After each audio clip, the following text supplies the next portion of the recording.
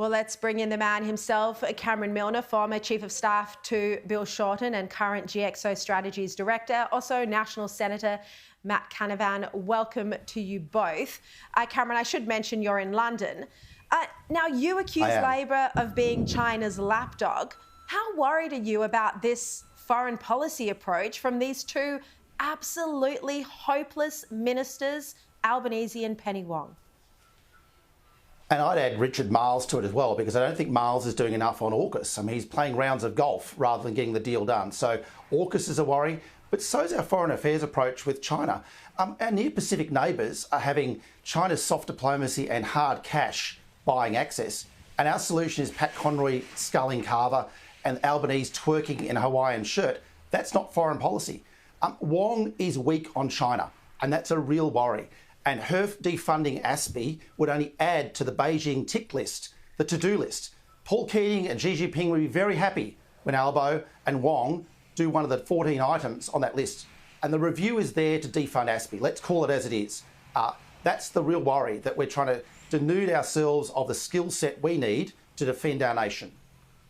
Matt Canavan, you follow US politics and Chinese foreign interference very closely. Do you think the Albanese government is taking too soft an approach towards China? The example today of TikTok, just the latest one.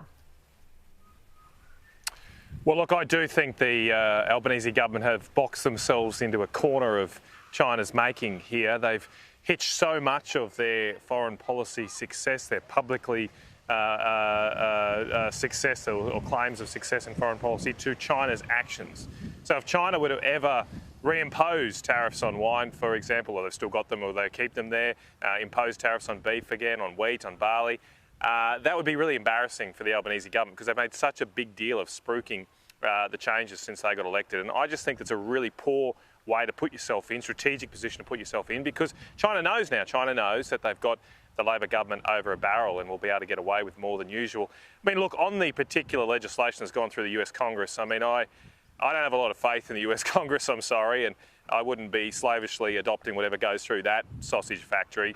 I've had a quick look at what they're doing, and their bill does not really focus on TikTok. It actually gives the president unfathomable powers to declare any person a national security threat, a foreigner a national security threat, and force them to divest assets. So look, I agree with the Prime Minister here. We're an independent country, we're a sovereign nation, and I'm not just going to take marching orders from whatever comes out of the US Congress. Oh, it's not taking marching orders, but I've got Robert Potter, who's a cybersecurity expert, on my show a bit later, and he's going to take us through the very real concerns about TikTok, because he's been leading the world in doing a lot of work actually analysing where the user data goes. Deal with that. And deal with that issue. And how it's used. The provisions of the bill I've seen don't even mention TikTok.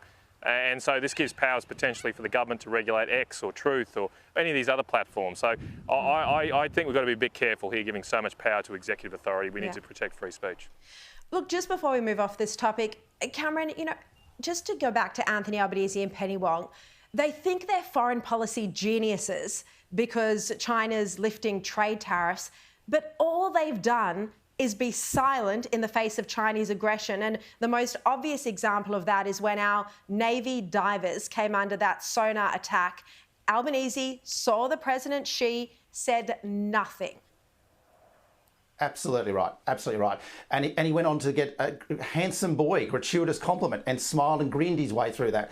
No, look, the Labor government in Australia is not doing enough on national security and is certainly not standing up to China. And that's a genuine concern for all of us.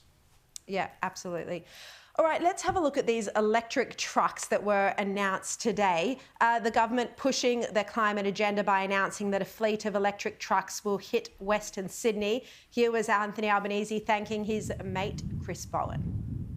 My mate, Chris Bowen, the local MP here, and the Minister for Climate Change and Energy, who's doing such an extraordinary job in taking Australia to where we need to go. Because this is a transformation that will be good for our environment, but also good for our national economy as well. Don't you wish, Matt, that you had people in these jobs who were actually good at their jobs instead of just being Labor mates? Look, it's just one PR stunt after another. Meanwhile, you're paying a fortune for your energy bills. Your grocery bills are going up. Mortgages are becoming unaffordable for people.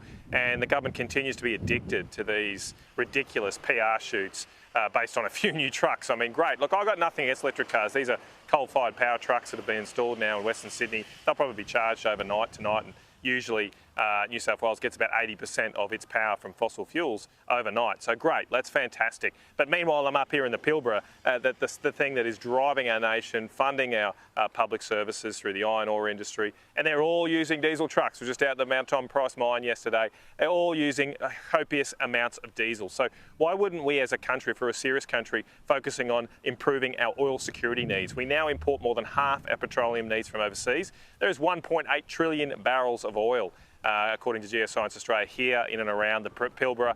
Why don't we look for that? And instead we're on these silly errands that just don't add up to much at all while we do nothing to protect our national energy security. Cameron, you say this whole announcement today is just a trick and these aren't even trucks as we understand them. What do you mean by that?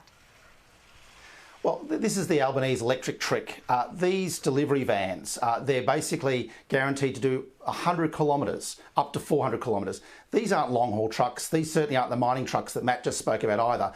So look, it's all about PR. It's all about a little announcement to make supposedly a big point. I'm sorry, this is, good for a company that had 45% of their fleet underwritten by the taxpayers of Australia. Good on them. But they're delivery trucks, they're delivery vans. And that's why I say this is an Albanese electric trick. Yeah. Now, reports that Labor is planning to unveil reforms that would crack down on misleading campaign advertising. They've already announced new misinformation laws. This just seems like another version of it. I mean, Matt, of course, it's good in principle, but the question is who will actually decide which claims are misleading? Well, another government unit. Oh, exactly right, Shari. I mean, the Prime Minister is unfortunately continuing the nation's longest dummy spit since he lost the Voice referendum, lashing out and blaming misinformation.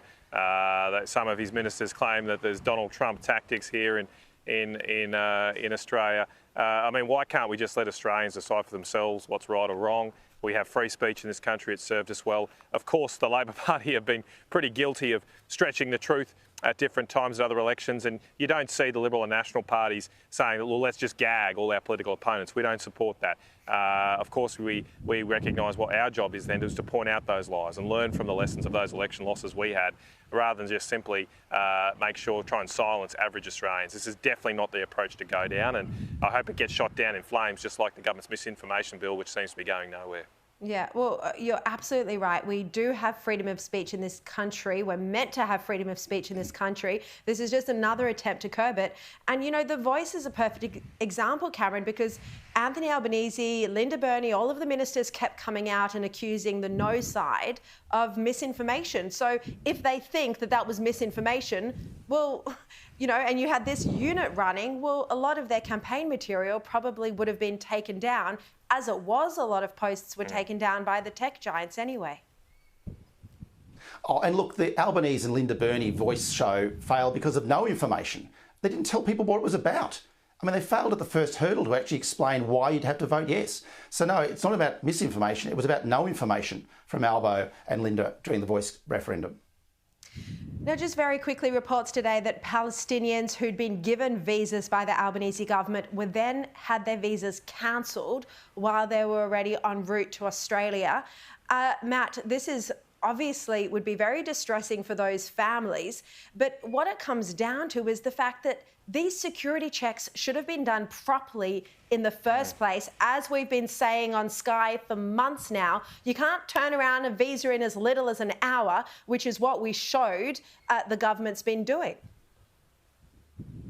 Well, it confirms everything that Peter Dutton and the Liberal and National parties were concerned about a few months ago when this was announced. We said how are security checks at all going to be done here properly to meet our standards to keep and our obligation to keep Australians safe. And clearly here this is shown to be a complete and utter schmozzle.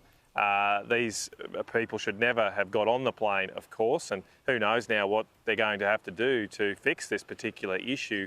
My heart goes out for some of those people captured in this war.